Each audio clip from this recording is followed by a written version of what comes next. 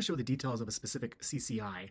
To get there, let's dive straight from the top to the bottom. So here we have all of the controls, ML jobs of how they are doing, high level.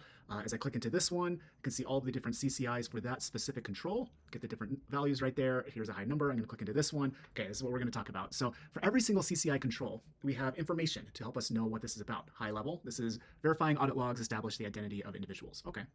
And then this gives us more details to let us know how to use this, what you're supposed to do. Every single visualization has an information on there to let you know how to use that. Here you can see it gives you detailed of what you should look at, how you should utilize this. Now in this particular case, according to what this is telling us to do, our job is to look at all of our servers and make sure that user identity is being used on the servers. And we're noticing that we are having one in particular, one server right here that is having that is not have all of its user identity information. As we scroll down, we can see here we see an SSH brought on by a missing value, a username that we do not actually have that missing value, and that's within the last 7 days. So letting us know, be able to triage, okay, we have this issue, triage it down to let us know exactly what the issue is.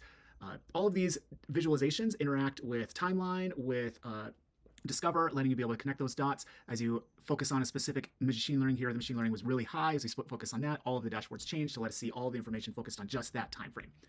We'll get into more depth of how to use this, but that's the general concept where we start with a high-level dashboard, machine learning jobs, letting us be able to see what is working, what is not working. We can click into any of them all the way down to the CCI, and it tells us exactly how to do that, work with it.